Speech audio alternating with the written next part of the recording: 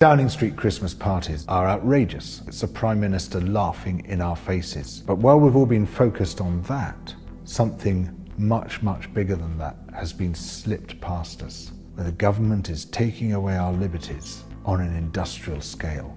You know those documentaries you've seen about a dictator's rise to power? And there's always a bit in the documentary where you think, why didn't they stop him? They could have stopped him when there was still time. That's the bit we're at. We currently have a bill going through its final stages of Parliament, the police bill, which now contains measures which would effectively shut down protest in this country.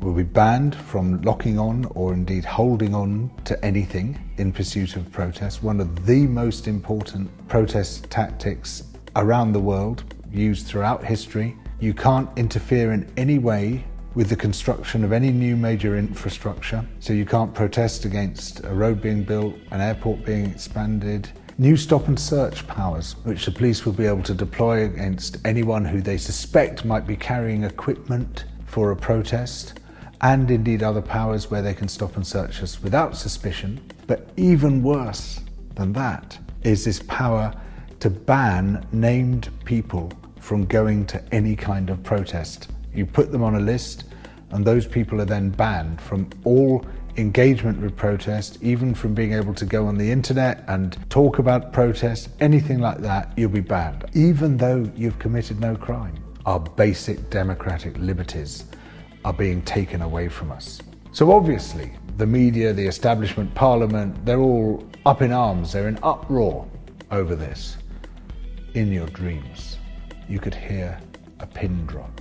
Almost no discussion at all of these massive dictators' powers. Parliament is almost silent on it. The Labour Party is almost silent on it. The press is censoring itself. We don't need that next stage towards autocracy where government censor the press, because it's already happening. And what's very interesting about this is that we have a whole discourse of freedom on the right. We have all these freedom warriors like Julia Hartley-Brewer and Lawrence Fox and Toby Young and Steve Baker and Oliver Dowden and Nadine Dorries, all these people who position themselves as being in favour of liberty.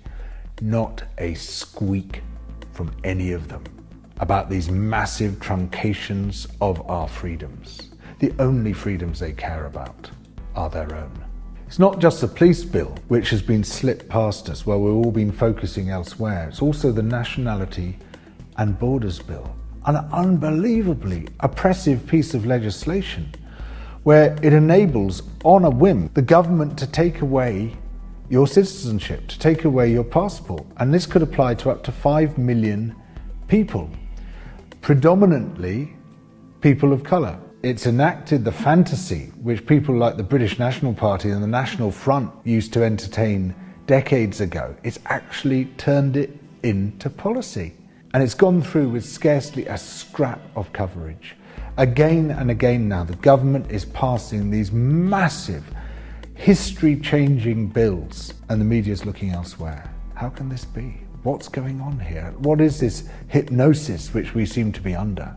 Media and government, government and media, the same figures go round and round. And they use all the skills and all the contacts which they accumulated as journalists and deploy that cleverness on behalf of their new political masters. Allegra Stratton is a classic example of this. She worked in newspapers and television before becoming the Prime Minister's spokesperson. She was the one who was caught laughing about that Christmas party and had to resign.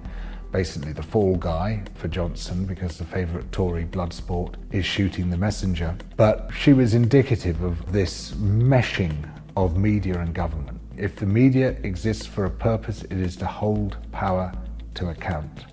But the great majority of the media reinforces power. Boris Johnson is the most dangerous Prime Minister we've had in the entire democratic era. He creates this impression of being relaxed and funny and spontaneous and bumbling and incompetent. It's all calculated. And he disarms people with this impression of bumbling incompetence, but he's absolutely ruthless when it comes to the pursuit of power. And he senses weakness in our political system like a shark smells blood. And so he homes in and exploits that weakness to great effect. If there's one thing that the history of the past 100 years tells us, it is beware of the clowns. People who seem ridiculous are the most dangerous people of all in politics. We weren't sufficiently aware of the dangers of the clowns, and we elected one as Prime Minister. The whole thrust of unaccountable power is that you can do things that other people can't. You don't have to abide by the rules because you're powerful. You're above all that. It's the other people who do.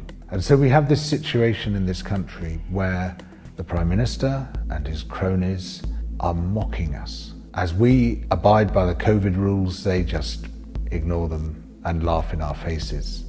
And while they're doing so, they impose the most draconian legislation in living memory on the rest of us. This is how dictatorship works, and we are sliding towards it at the moment. The motive power of dictatorship is that there's one rule for the elite and a completely different rule for the people.